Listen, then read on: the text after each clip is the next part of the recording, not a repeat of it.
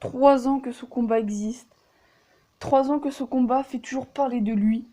Un pur chef-d'œuvre de Masashi Kishimoto qui donne un peu en quelque sorte une conclusion de Naruto Shippuden. Pour Naruto et Sasuke, une vision de la paix différente. Pour Sasuke, il veut devenir Hokage et ramener la paix, mais ramener la paix par le mal. Et pour ça, il doit tuer son rival.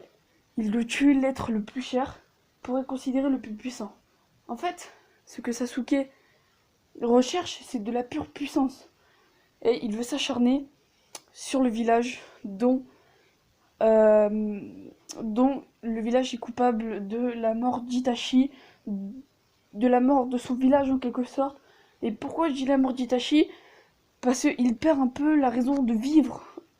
Il vivait pour son clan, son village, et il a dû faire un lourd choix.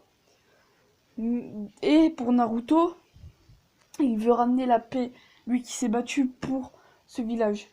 Naruto et Sasuke ont clairement vie dans des coups. Donc pour Naruto, impossible de renoncer à son combat, la promesse qu'il avait fait à Sakura de ramener Sasuke au village, en quelque sorte Lindo à Naruto. Et Sasuke qui a clairement envie de couper les liens en utilisant le Chidori, son plus grand jutsu, et Naruto son plus faible en utilisant le Kagebushin, sa plus grande faiblesse, la solitude. Clairement, je vais le dire direct, Naruto est meilleur que Sasuke. Et je vais vous donner des preuves pour essayer de vous convaincre. Déjà, ce qu'il faut savoir, c'est que on va prendre en compte la fatigue de Naruto qui a envoyé des clones partout pendant la 4ème Grande Guerre, qui a utilisé le chakra Kyuubi, qui a fait le début et la fin de la 4ème Grande Guerre, et Sasuke qui est juste venu à la fin. Tout simplement pour en découdre avec Kaguya. Et vous allez peut-être me dire, oui, le combat il a duré longtemps et il s'est battu contre Itachi. Ça, ce qu'il faut savoir, c'est que au départ, Sasuke ne voulait pas prendre le Sharingan à Itachi pour lui rendre hommage, du respect en quelque sorte. Mais quand il a appris que ça pourrait lui donner la pleine forme contre Naruto, et bien clairement, oui, il a pas hésité une seule seconde, comme preuve qu'il veut vraiment tuer Naruto. Et déjà, ce qu'il faut savoir, c'est que dans Boruto, Sasuke le dit clairement à Boruto, le fils de Naruto, ton père a retenu ses coups, j'ai eu beaucoup de chance, sinon je ne serais plus de ce monde.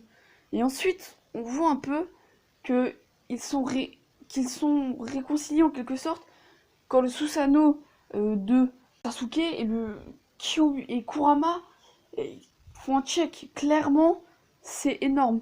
Ensuite, on va arriver dans une scène où ils voient un peu l'enfance de Sasuke et de Naruto. Ils se voient petits et clairement, ils savent qu'ils sont liés. Le yin et le yang.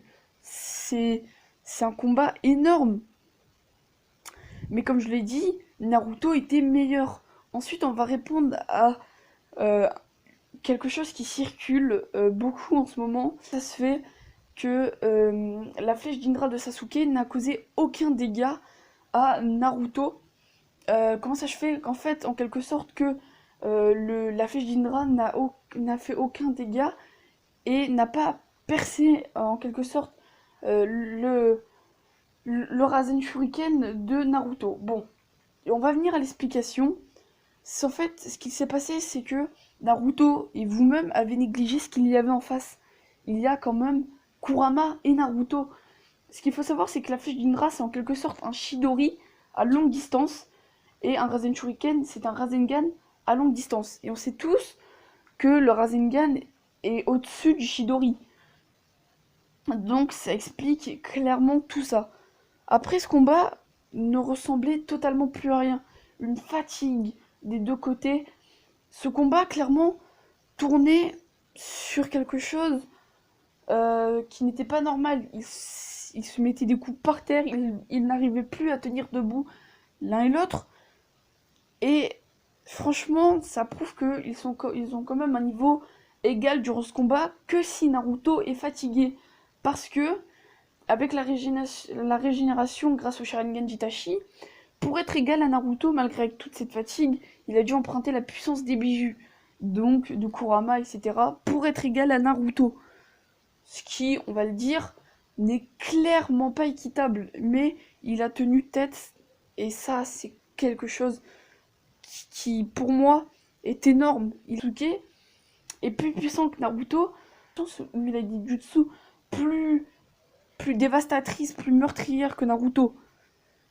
Et, et voilà, c'est de ce sens-là que Naruto n'a pas vraiment de technique très dévastatrice. Et franchement, rien que ça, bah ça peut changer la donne du combat. Mais clairement, Naruto tenait tête à Sasuke malgré toute la puissance qu'avait Sasuke. Et ça, c'est clairement énorme. Bon, maintenant on va venir. Si ce combat aurait été un film, ça m'aurait absolument pas choqué. Et je le pense vraiment, c'est un chef-d'œuvre de Masashi Kishimoto qui en fait, en quelque sorte, donne fin un peu à cette à cette œuvre, à ce chapitre en quelque sorte de Naruto Shippuden. Et c'est fini. Madara, c'est fini. Les conflits mondiaux, c'est fini. Il ne reste plus que Naruto et Sasuke, qui clairement reste un combat inoubliable. Il y a eu Hashirama Madara, puis maintenant, il y a Naruto versus Sasuke. Et ensuite, je vais vous expliquer comment Sasuke a réussi à faire jeu égal avec Naruto sur son Rasengan Chidori. Et B, c'est que tout simplement, il a combiné le Chidori avec un Materatsu et Naruto qui a tenu que simplement avec un simple Rasengan. Bon, maintenant, qui a gagné? Donc, je vais vous donner deux raisons de qui a gagné et je vais vous dire pourquoi. Donc, en gros, dans les Rick Shinobi, ceux qui ont fait match nul, par exemple, comme Naruto et Sasuke qui perdent un bras, le premier qui se réveille, c'est lui qui a gagné. Et Sasuke le dit à la fin, j'avoue, j'ai perdu, je vais gagner. Et voilà. Donc voilà, c'était Senseigen. J'espère que je vous aurai éclairé un peu sur qui est le plus fort. N'hésitez pas à débattre dans les commentaires. Allez, ciao.